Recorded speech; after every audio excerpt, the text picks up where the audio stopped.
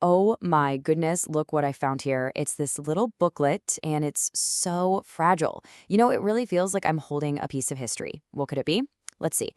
1816 to 1916, 100th anniversary? My word, it's a centennial from over a century ago? It says it's a souvenir program. Can you believe it? This was printed back in 1916 in New Bedford, Massachusetts.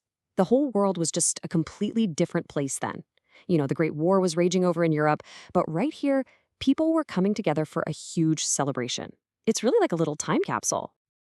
It really is. So, why don't we open this time capsule together? We're going to dive right into this booklet and see if we can figure out what this grand event was all about.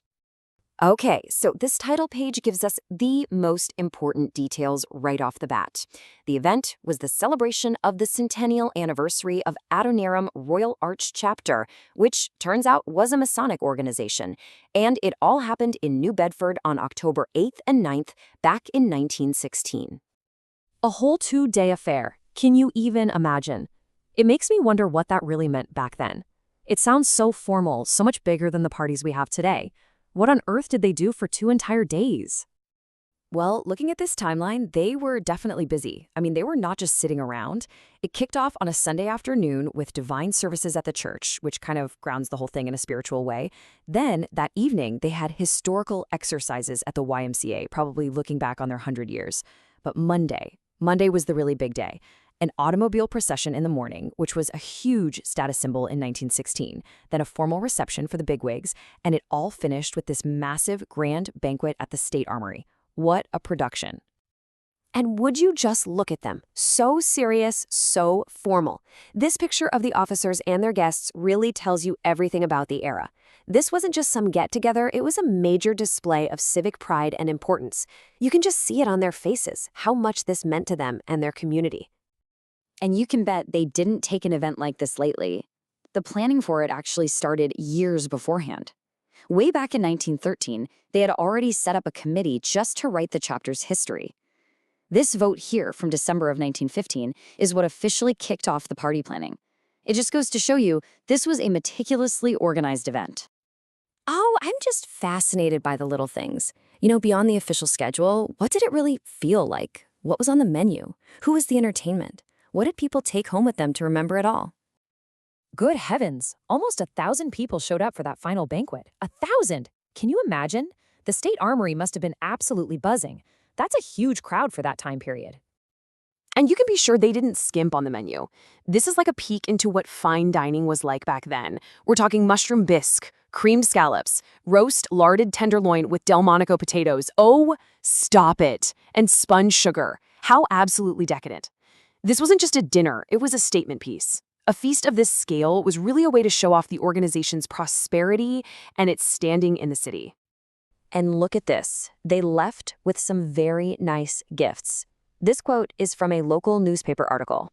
The men, who they called companions, got a set of enameled cufflinks, and the ladies were given these special boxes of candy. Isn't that just a thoughtful, elegant touch? The entertainment was just as elaborate. It was a full 16-number program. They had soloists, a violinist, a dance group called the Rhythmic Quartet, another group called the Sunbeams that did story and song, and a whole orchestra, complete with a special flutist from the Boston Festival Orchestra. It must have felt like a real old-fashioned variety show, just a whole evening of culture and fun. But this whole massive celebration was in honor of a name, Adoniram Hudson. And apparently, even back in 1916, not everyone knew who he was. The local paper actually felt it had to publish an editorial to answer what they called the central mystery of the whole affair. Exactly. The New Bedford Standard newspaper wrote, and I'm quoting here, "Who was Adoniram? The question comes from a woman whose curiosity has been aroused. Well, her curiosity is my curiosity. So let's finally get to the bottom of this." So, according to the biblical story, Adoniram was basically the superintendent of public works for both King David and King Solomon. He was the man in charge of the unbelievable task of getting together the entire labor force to build Solomon's temple.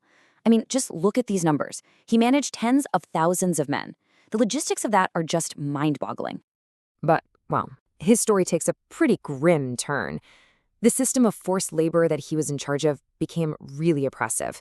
So when King Solomon's sons sent Adoniram to go collect taxes from some revolting tribes, the people rose up and, as the Bible says, they stoned him with stones that he died. What a terrible way to go. And yet, his name itself means the Lord is high. So despite his violent end, the Masons who named their chapter after him clearly saw him as a symbol of incredible skill, efficiency, and honor, all because of his central role in building one of history's most sacred places. To them, he was a master builder. So, as we close this little booklet, what have we really learned? Because it's so much more than just a program for a party. It's really a window into a very specific moment in time. I think the local paper back in 1916 really said it best. They called it a distinctly brilliant and memorable affair.